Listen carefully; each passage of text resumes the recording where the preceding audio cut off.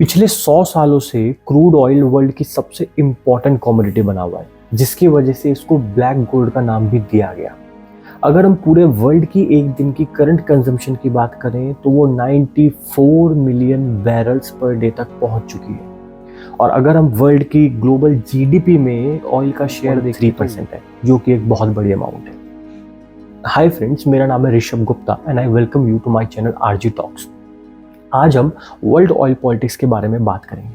तो अगर आपको हमारी वीडियो पसंद आए तो इसको लाइक करें और ज़्यादा से ज़्यादा शेयर करें। चैनल को सब्सक्राइब करना ना भूलें और बेल आइकन को ज़रूर दबाएं, जिससे आपको लेटेस्ट अपडेट मिलती रहे। लाइक और शेयर और सब्सक्राइब ज़रूर करें, क्योंकि इससे हमें मोटिवेशन मिलती है आपके लिए नया नया कंटेंट लाने। तो चलिए, let us discuss some modern oil history.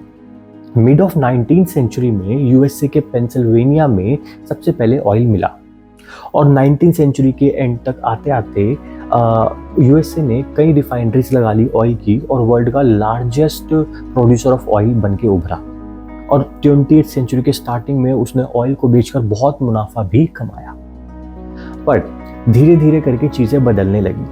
1948 में आते आते यूएसए की अपनी कंजम्पशन ऑयल की इतनी बढ़ गई कि अब वो एक ऑयल का एक्सपोर्टर के बजाय इम्पोर्टर बन गया। साथ ही साथ ऐसी कई सारी मिडल ईस्ट की कंट्रीज थी, जैसे कि Iran, Iraq, Saudi Arabia, UAE, जहां पर ऑयल डिस्कवर होने लगा। अब मार्केट में कई सारे प्लेयर्स के आने की वजह से कंपटीशन बढ़ गया। हर कोई चाहता था कि मेरा ही ऑयल सबसे पहले बिके, जिसकी वजह से वो कम दामों में ऑयल को बेच रहे थे और किसी को भी अच्छा मुनाफा नहीं हो रहा था। तो 1960 में सऊदी अरेबिया, जो उस वक्त ऑयल का सबसे बड़ा प्रोड्यूसर था, उसने एक जितनी भी ऑयल प्रोड्यूसिंग कंपनीज थी उनकी एक ऑर्गेनाइजेशन बनाई जिसका नाम रखा ओपेक। इसकी फुल फॉर्म है Organization of the Petroleum Exporting Countries. इन्होंने ये डिसाइड किया कि अब से हम ऑयल की सप्लाई को और प्राइस को कंट्रोल करेंगे। हम मिलकर एक ऐसा प्राइस रखेंगे जिससे सभी कंट्रीज को मुनाफा मिल सके। और ये इसी स्ट्रेटेजी से आज तक भी चल रहे हैं और भारी मात्रा में मुनाफा कमा भी रहे हैं। अच्छा, अब बात करते हैं 20th सेंचुरी। 20th सेंचुरी की स्टार्टिंग में रशिया में भी बड़े बड़े ऑयल के रिजर्व्स पाए गए और देखते ही देखते कुछ सालों में रशिया में इतना ऑयल प्रोड्यूस होने लगा कि वो वर्ल्ड का सेकेंड लार्जेस्ट ऑयल प्रोड्यूसर बन गया। यही सब देखते हुए ओपेक को ऑयल का सप्लाई और प्राइस कंट्रोल होने में दिक्कत आने लगी। तो उसने 2016 में 10 कंट्रीज को अप्रोच करा, जिसमें कि रशिया भी थी, और बोला कि हम मिलके एक अलायंस बनाते हैं जिसको नाम दिया ओपेक प्लस। और इन कंट्रीज ने उस अलायंस को ज्वाइन भी कर लिया और फिर इन्होंने धीरे धीरे करके ऑयल के सप्लाई को और प्राइस को कंट्रोल करना शुरू करा। पर जो यूएस था वो ओपेक प्लस का या ओपेक का हिस्सा नहीं बना। अब 2016 में क्या हुआ कि अमेरिका में कुछ बैन लगा हुआ था ऑयल के एक्सपोर्ट को लेकर, क्योंकि उनकी अपनी कंजम्पशन ही बहुत ज़्यादा है। वो बैन हट गया, ठीक है। और उसके बाद उन्होंने धीरे धीरे करके ऑयल को एक्सपोर्ट करना शुरू करा। जब ऑयल को एक्सपोर्ट करना शुरू करा तो उनको और ऑयल की ज़रूरत पड़ी। तो 2018 में इन्होंने शेल टेक्नोलॉजी नाम की एक टेक्नोलॉजी यूज़ करी, जिससे इनकी प्रोडक्शन बहुत स्पीड से बढ़ी और देखते ही देखते ये वर्ल्ड के नंबर 1 ऑयल प्रोड्यूसर बन गए। और जो देश अभी तक ऑयल का इम्पोर्टर हुआ करता था, अब वो ऑयल का एक्सपोर्टर बन गया। अब जब यूएस से ऑयल का एक्सपोर्टर बना तो उसकी वजह से ओपेक और रशिया का भी बिजनेस किसी हद तक अफेक्ट हुआ। अब इसके बाद क्या हुआ, आ गया कोविड। और कोविड में आप जानते हैं कि पूरी दुनिया में ऑयल की सप्लाई कम हो गई। क्यों? क्योंकि हमने डेली मजरा की ज़िंदगी में एक जगह से दूसरी जगह आना बंद कर दिया, फ्लाइट्स पर बैन था, लॉकडाउन लगा हुआ था, तो ऑयल की कंजम्पशन हर कंट्री की कम हो गई थी। जिसकी वजह से मैंने आपको डिमांड सप्लाई समझाया था, अगर किसी चीज़ की डिमांड कम होगी और उसकी सप्लाई अच्छी खासी है तो प्राइस क्या होगा, कम। तो ओपेक कंट्रीज़ ने क्या सोचा कि चलो हम अगर डिमांड कम जा रही है तो हम सप्लाई को भी कम कर देते हैं, जिसकी वजह से ऑयल का प्राइस मेंटेन रह सके और हम सब एक अच्छा मुनाफा कमा सके। और उन्होंने ये चीज़ रशिया और दूसरी ओपेक प्लस अलायंस की कंट्रीज़ को भी करने के लिए कहा, लेकिन रशिया ने ये करने से मना कर दिया। अब बात ही आती है कि भाई अगर रशिया ऐसे टाइम पर ज़्यादा ऑयल पैदा करेगा तो भाई उससे नुकसान तो उसको भी होगा, क्योंकि ऑयल का प्राइस अगर कम जा रहा है तो रशिया भी मुनाफा नहीं कमा पाएगा। तो फिर वो क्यों नहीं माना है बात। दरअसल रशिया का इसके पीछे मोटिव कुछ और था। वो यूएसए की जो अभी इंडस्ट्री नई नई जो जमी थी, जिसकी वजह से उनका एक्सपोर्ट बढ़ रहा था, वो उसको ख़त्म करना चाहता था। अब रशिया की जितनी भी रिफाइनरी कंपनीज हैं वो बेसिकली गवर्नमेंट बैक्ड है। अगर उनको कुछ लॉस होता भी है तो गवर्नमेंट उनको सपोर्ट कर सकती है। बट यूएसए में तो कई सारी कंपनी जो रिफाइनरी का और ऑयल प्रोडक्शन का काम कर रही हैं वो प्राइवेट है। तो रशिया ने क्या सोचा, अगर मैं ऑयल की प्रोडक्शन बढ़ाता हूँ तो ऑयल का दाम गिरेगा। अब अगर ऑयल का दाम गिरता रहेगा तो यूएसए की कंपनी मुनाफा नहीं कमा पाएंगी और अपना जो खर्चा है वो नहीं निकाल पाएंगी और इस वजह से बंद हो जाएंगी। और कहीं ना कहीं अमेरिका, यूएसए फिर से ऑयल को एक्सपोर्ट की जगह इंपोर्ट करने लगेगा। और यही सब देखते हुए ओपेक कंट्रीज ने भी अपनी प्रोडक्शन घटाने की बजाय बढ़ा दी। अब इस चीज़ का इम्पैक्ट यूएसए पे आया भी। यूएसए की कई छोटी छोटी ऐसी कंपनीज थी जो कि इसकी वजह से बंद भी हो गई, पर यूएसए ने फिर भी ये मार झेल ली और अपना बिजनेस संभाले रखा। और कहीं ना कहीं गवर्नमेंट ने भी उन कंपनी से कुछ हद तक उसमें हेल्प करी। ये सब चीज़ें चल ही रही थी और शायद रशिया और जो ओपेक कंट्रीज है इसमें सक्सेसफुल हो भी जाते। पर फिर तो फरवरी 2022 में रशिया और यूक्रेन की वॉर छिड़ गई। इसके होते ही जितनी भी नेटो कंट्रीज थी, इन्होंने रशिया पर सैंक्शन लगाने शुरू कर दिए और सभी कंट्रीज को बोला कि अगर आप रशिया से कुछ ऑयल इंपोर्ट करना चाहते हो तो आप मैक्सिमम $60 पर बैरल ही दोगे। ये बात सुनते ही रशिया ने भी बोला कि जो भी कंट्रीज मेरे ये सैंक्शंस लेके मेरे पास आएगी, मैं उस कंट्री को ऑयल एक्सपोर्ट करूंगा ही नहीं।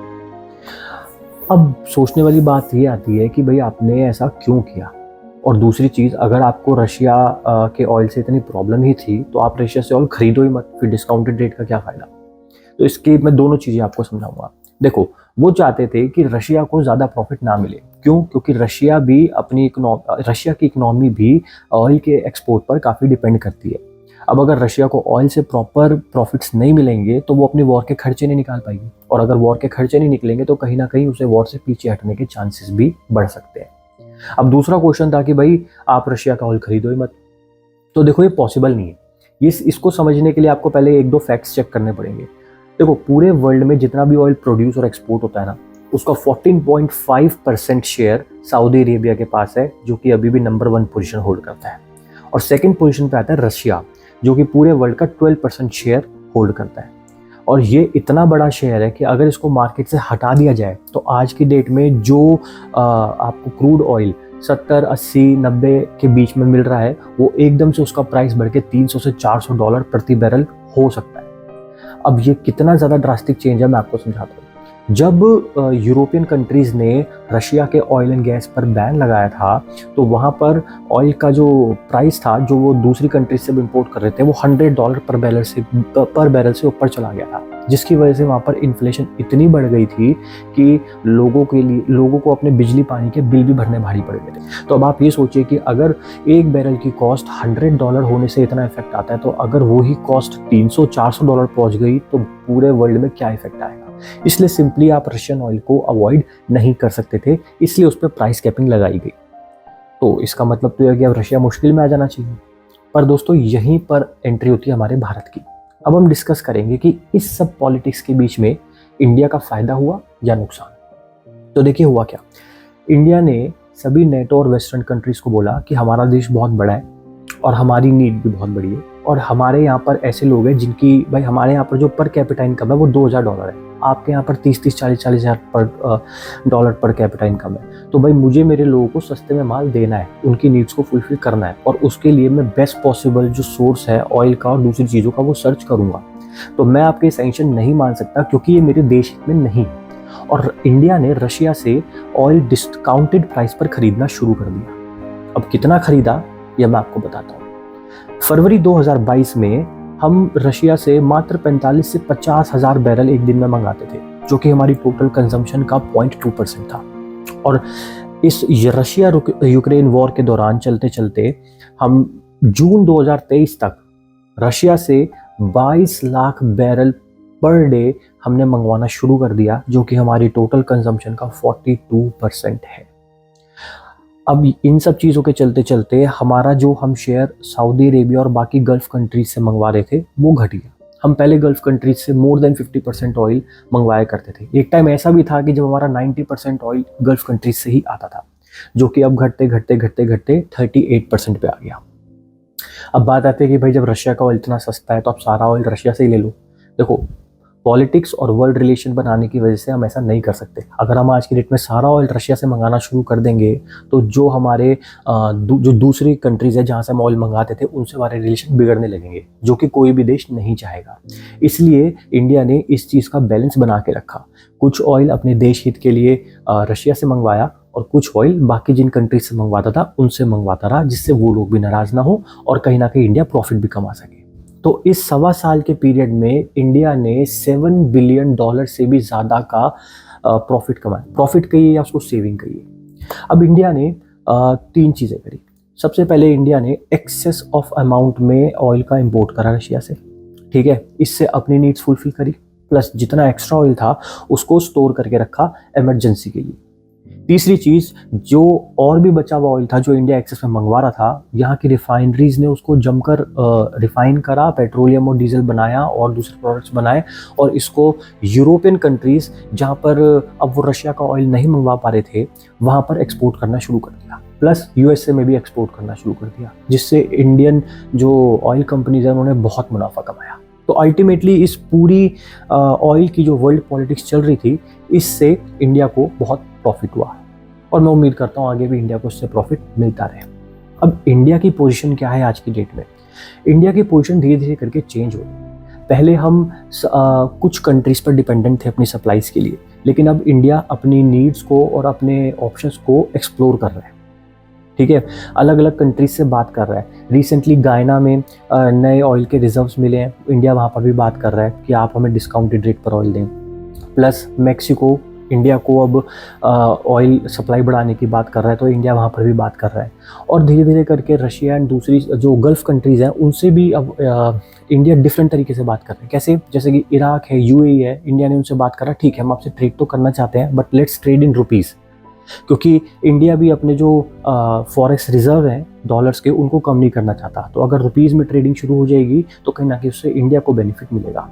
तो कहीं ना इराक ने और यूएई कहीं ना कहीं रुपीज़ के ट्रेड करने के लिए रेडी भी हो गए। तो कई सारी चेंजेस अब इंडिया की इकोनॉमी में आ रही हैं और इंडिया की फॉरेन पॉलिसीज़ में आ रही हैं, जिससे इंडिया इस ऑयल की वर्ल्ड पॉलिटिक्स में ज़्यादा से ज़्यादा बेनिफिट कमाने की कोशिश कर रहा है और कमा भी रहा है।